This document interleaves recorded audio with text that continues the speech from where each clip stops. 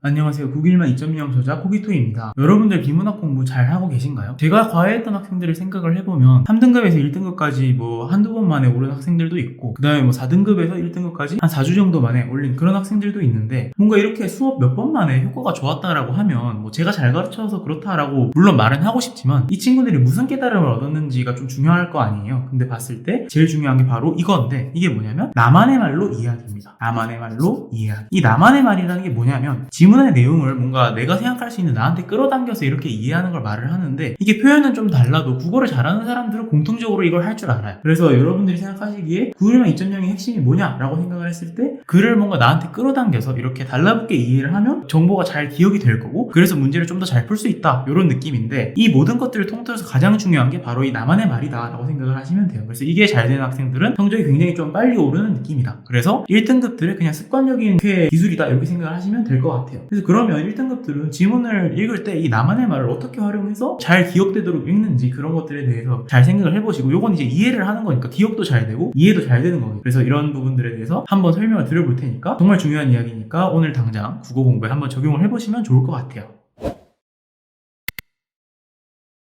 네, 그래서 9일만 2.0 독서평 같이 한번 보면서 살펴볼 텐데 책 디자인이 굉장히 이제 예쁘게 나왔죠. 저도 처음 이제 영상으로 찍는 건데 요걸 한번 살펴보시면 7독법 첫 번째 나만의 말로 이야기라는 부분이 나와요. 그래서 잘 한번 읽어보시면 나만의 말로 이야기란 무엇이냐? 나만의 말로 요약하여 이야기, 그 다음에 나만의 말로 풀어서 이야기 이렇게 두 가지가 있어요. 왼쪽을 보시면 이제 글을 나에게 끌어당겨 지배하며 읽는 법을 터득하라 라고 되어 있는데 그거의 가장 핵심이 되는 것이 바로 이 나만의 말로 이야기라고 보시면 되겠습니다. 그럼 다시 돌아와서 나만의 말로 이야기 두 가지가 있다 그랬는데 1번이 나만의 말로 요약해서 이야기, 2번이 나만의 말로 풀어서 이야기. 각각 뭐냐라고 살펴보면 요약해서 이해하는 것은 엄청 많이 써져 있어요. 글 내용이. 그래서 쭉 써져 있는데 그것을 우리가 쭉 보고 그냥 이거구나 라고 한 방에 그냥 이해를 해버리는 거죠. 엄청나게 많은 정보량이 있어도 그냥 한마디로 뭔가 이렇게 뭉쳐서 이해를 바로 해버릴 수 있는 게 요약해서 이야기다. 요약을 한다는 것은 이제 많은 내용을 한 번에 그냥 이거구나 하고 이제 이해를 하는 거고 풀어서 이해하는 것은 뭐냐. 이건 이제 다른 분들은 부연 설명이다 이렇게 얘기를 하는데 예를 들어서 A가 있고 A에서 뭔가 A 하면 D 한다 라고 되어 있어요. 근데 사실 두 가지의 관계가 사실은 잘 나한테 안 와닿아. 그럴 때 그러면 A 하면 B 되고 B 하면 C 되고 그래서 D가 되는 건가? 이렇게 한 방에 설명이 돼 있지만 요 사이 과정들을 나만의 말로 풀어서 이렇게 이해를 해주는 거예요. 그래서 이런 느낌이라고 생각을 해주시면 되고 이렇게 생각하면은 그래 많은 내용들을 이렇게 한 번에 늘려서 이해할 수 있고 그 다음 이건 어떻겠어요? 내가 A에서 D로 가는 것을 납득을 못해서 도저히 못 넘어가겠어. 내가 생각하기엔 이건 말이 안 돼 라고 할 때 그냥 나만의 말로 그러면 사이에 이렇게 B로 가고 C로 가고 이런 느낌의 얘기들이 있으면 A에서 D로 가는 것도 말은 되겠네 라고 해서 뭔가 강제로 좀 나한테 끌어당겨서 그럼 그렇게 이해하면 되겠네 라고 생각하고 넘어간다고 생각을 하시면 돼요. 요 두 가지가 되면 일단 이건 당연히 실질적인 정보량이 굉장히 많이 줄어들게 될 거고 그 다음 이거는 내가 이해가 안 되는 부분을 좀 이렇게 잘 이해할 수 있는 걸로 작용을 하겠죠. 여기서 이제 여러분들이 생각하셔야 될 것은 이 이해라는 게 꼭 정말 정확한 이해를 할 필요는 없다라는 거예요. 그러니까 내가 생각하기에 내가 이 지문의 내용 그러니까 A에서 D로 간다라는 것을 기억할 수 있으면 이 B, C의 내용은 사실 틀려도 큰 상관이 없다. 근데 가끔 보시면은 주의점이 있는 게 비약을 조심하셔야 돼요. 이 비약을 조심해야 된다는 게 뭐냐면 이 B, C의 내용은 뭘 하셔도 큰 상관이 없을 거예요. 근데 갑자기 A에서 D로 간다 그랬는데 마지막에 가서 결론이 2로 된다던가 F로 된다던가 D가 아니라 다른 게 나와버려요. 이런 건 조금 문제가 생길 수 있다. 그래서 비약을 좀 조심해야 된다. 부연 설명을 할 때도 내용상의 오류가 없게 해야 되는데 그걸 어떻게 할까 생각을 해보면 이건 연습을 많이 하는 수밖에 없어요. 그러니까 나중에 가서는 나만의 말이 틀리면 어떡하지라는 생각을 안 하게 돼요. 근데 초반부에는 우리가 이 내용은 지켜주면서 사이의 내용을 내 맘대로 나만의 말로 풀어서 이해를 하면서 지문을 잘 읽어야 되는데 결론부를 비약을 해버린다던가 이런 것들은 좀 주의할 필요가 있다 라고 설명드리고 넘어가면 될 것 같아요. 네, 다시 책으로 좀 돌아와서 2학년도 수능 해결 지문 좀 어려웠던 지문이었죠 많이. 그래서 요거 한번 같이 볼 텐데 요 부분입니다. 그래서 변증법은 논증의 방식임을 넘어부터 이제 체계성을 진여야 한다 이 부분인데 실제로 지문에서 한 6줄 정도 됐었어요. 그래서 이 부분을 여러분들도 멈추시고 여기를 어떻게 하면 나만의 말로 잘 이해할 수 있을까 한번 멈추시고 혼자서 해보시고 영상을 보시면 좋겠습니다. 그래서 한번 같이 보면 논증의 방식임을 넘어 논증 대상 자체의 존재 방식이기도 하고 그 다음에 이념의 내적 구조도 시공간적 현실로서 드러나는 것도 변증법. 그래서 논증도 변증법적 체계성을 진여야 한다. 사실 무슨 말인지 잘 이해가 안 되시는 분들이 대부분일 거예요. 이념의 내적 구조라든가 아니면 원리를 밝힌 철학적 논증의 이것도 변증구조 체계성을 진여야 한다던가 이런 게 좀 어렵죠. 그리고 아마 국어를 좀 잘 못한다 하시는 분들은 논증이 뭔데? 라고 생각하시는 분들도 있으실 거고 그래서 이 부분이 굉장히 어려웠는데 이걸 어떻게 이해하면 좋을까? 물론 이 부분에 대해서 사실 뒷부분에 보시면 해설도 잘 써져 있어요. 그래서 이렇게 하나씩 해가지고 이렇게 변증법적이니까 그럼 어떻게 되는 걸까라고 다 써놨는데 이건 나중에 보시고 중요한 부분은 여기죠. 나만의 말로 정리하면 논증의 방식도 맞고 논증 대상의 존재 방식도 맞고 그 다음에 체계를 다룰 때도 변증법이고 그럼 어떻게 되겠어요? 이것도 변증법 저것도 변증법이니까 모든 것은 변증법으로 라고 생각하면 되겠죠. 이게 좀 한마디로 끝낸 건데 거의 6줄 가까이 되는 글을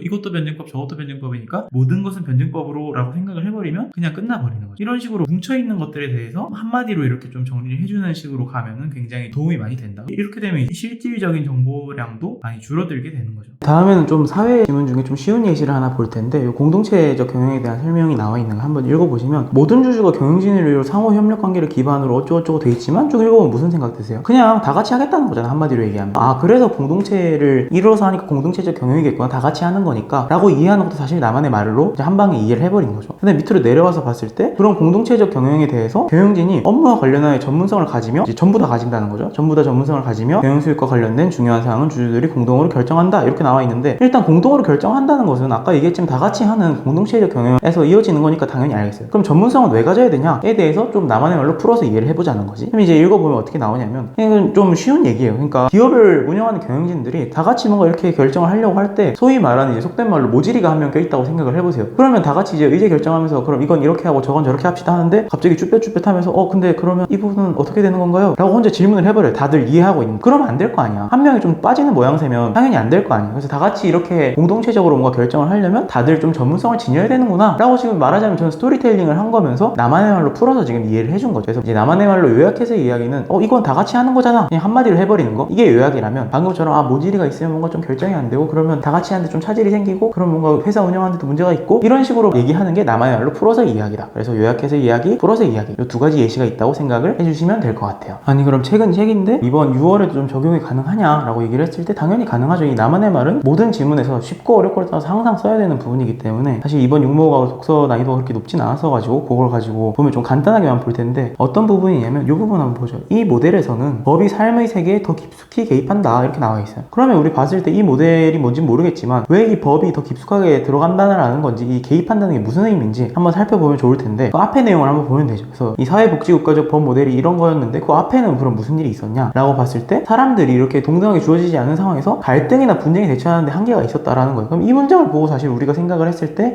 이게 법의 역할이 이거겠구나. 우리 사실 좀 이건 상식적인 얘기예요. 그러니까 상식에 비춰서 이해하는 그 독법이랑 좀 겹치는 부분이 있는 거죠. 그래서 뭔가 사람들 사이에 갈등이나 이런 분쟁이 생겼을 때 자기들끼리 이렇게 합의해서 해결하기는 좀 어려우니까 법이 그 역할을 해주는 거구나. 법이 어떤 그런 분쟁 해결의 기준이 되는 거겠구나. 그렇게 생각을 하면 그래서 법이 삶의 세계에 좀 더 깊숙이 온다는 거고 그럼 우리 삶에서 법이 뭔가 체계를 갖추고 이런 갈등이나 분쟁을 해결해 주는 거겠네 라고 이해를 하면 이 문장이 바로 이해가 되죠. 사실 이렇게 얘기하면 여러분들 다 쉽게 이해하실 거예요. 왜냐면 우리가 갈등이나 분쟁에 법이 쓰인다는 건 당연히 알고 있고 워낙에 상식적인 얘기이기 때문에 바로 쉽게 이해가 되죠. 그래서 이 나만의 말 같은 경우에는 본인이 얼만큼 익숙하게 그걸 생각하고 있느냐도 굉장히 많이 작용을 하는 것 같아요. 그러니까 아까 우리 예시에서도 해결의 미학 엄청 어려웠어요. 변증법이 뭐야? 모든 것을 변증법으로 사실 이해는 되는데 무슨 말인지 뭐 세부적인 내용까지 다 알 수는 없었을 거예요. 근데 바로 뒤에 봤던 공동체적 경영에 대해서는 그래 다 같이 경영하니까 으쌰으쌰 해야 되니까 좀 이제 빠릿빠릿하게 하려면 모질이들은 있으면 안 되겠네. 이거 일 처리 못하는 사람들 보고 뭔가 답답했던 분들은 바로 공감이 되셨을 거 아니에요. 그래서 이런 나의 익숙함들에 따라서 이 나만의 말도 좀 난이도 차이가 있다. 그런 면에서 이거는 그래 갈등이나 분쟁 같은 거 법으로 해결해주면 되지. 좀 가볍게 정말 그 쉬운 부분도 나만의 말로 이렇게 치고 갈 수 있는 부분이었다 라고 생각을 해주시면 될 것 같고 다음은 이번 6모 과학지문 한번 볼 텐데 과학지문이라고 생각해서 어렵다고 생각하진 마시고 이거 굉장히 쉬운 부분이니까 여기 보시면 MCH는 취급 안전성 및 독성이 휘발유와 유사하므로 석유의 저장과 운송을 위한 기존 인프라를 이용할 수 있대요. 그럼 이게 무슨 의미일까? 독성이 휘발유와 유사하다는 건 사실 기름이랑 취급하는 방식이 똑같다라는 거잖아요. 그러면 저장과 운송에 있어서는 이걸 나만의 말로 바꿔볼게요. 사실상 석유처럼 취급하겠다는 거지. 석유처럼 취급. 그러니까 어차피 독성이랑 이런 위험 안전성이나 이런 게 저장이나 운송을 할 때는 비슷하게 유사하다고 돼 있으니까 비슷하게 되는 거니까 석유처럼 취급하면 어떻게 되겠어요? 당연히 석유의 저장과 운송을 위해서 만들어놨던 기존의 그런 방식들 인프라를 이용할 수밖에 없는 거죠. 어차피 똑같이 취급할 거니까. 그래서 기존의 인프라를 이용할 수 있는 게 취급 안전성과 독성이 이제 유사하면 사실상 석유처럼 취급하는구나 라고 나만의 말로 이해를 할 수가 있는 거죠. 이거는 진짜 정말 쉬웠어요. 그래서 이런 식으로 뭔가 글을 이해할 때 그냥 쉬운 부분이더라도 그래서 그렇구나 라고 이해를 해주시면 납득이 되니까 기억이 잘 날 수밖에 없죠. 그래서 그 부분이 밑으로 내려와 보면 휘발유 유사한 취급 안전성을 갖는다. 아까 사실상 석유처럼 취급한다고 나만의 말로 기억을 해놨으면 돌아갈 필요가 없죠. 굉장히 쉬운 부분이기 때문에 굳이 이렇게까지 해야 되나? 이걸 하는 순간 이 선지가 바로 보이잖아요. 맞는 게. 그래서 일치하지 않는 것이라 되어 있는데 이건 당연히 일치하겠죠. 유사한 취급 안전성을 갖는다고 했으니까. 그렇게 이해를 해주시면 된다라고 생각하시면 하시면 되고, 자 이렇게 해서 나만의 말로 이야기 이제 예시들 몇 가지 가지고 알아봤는데, 맨 처음에 나온 해결 지문 빼고는 그래도 나름 이제 쉬운 예시들로 구성을 해서 이건 당연하네 라고 이해하신 부분들도 있을 거예요. 이 나만의 말이라는 것 자체가 국어를 좀 이렇게 내가 잘 못한다 라고 하시는 분들은 아무래도 좀 어려울 수 있는 부분이라서 예시를 좀 쉽게 한번 넣어봤습니다. 그래서 난이도가 어땠을지는 저는 잘 모르겠지만 그래도 이해하실만 하지 않았을까 이렇게 생각을 하는데, 오늘 내용 보셨겠지만 나만의 말로 요약해서 이야기, 그 다음에 나만의 말로 풀어서 이야기, 이 두 가지를 한번 잘 적용을 해보셔서 오늘 기출 공부 하실 때부터 바로 한번 적용을 해보시면은 이게 되면 반드시 성적이 오를 것이기 때문에 이걸 자유자재로 할 수 있게 되기까지 좀 이제 체화 연습을 많이 하셨으면 좋겠어요. 당연히 쉽지는 않습니다. 근데 하다 보면 되는 거기 때문에 너무 이렇게 좌절하지 마시고, 날씨도 좀 덥고 한데 끝까지 한번 정신 차리고 잘 한번 달려가서 좋은 결과 있었으면 좋겠습니다. 이번 영상은 여기까지고, 다음 영상에서 더 유익한 내용들 가지고 찾아뵐 테니까 구독과 좋아요 꼭 부탁드리고 다음 영상 기대해 주시길 바라겠습니다. 감사합니다.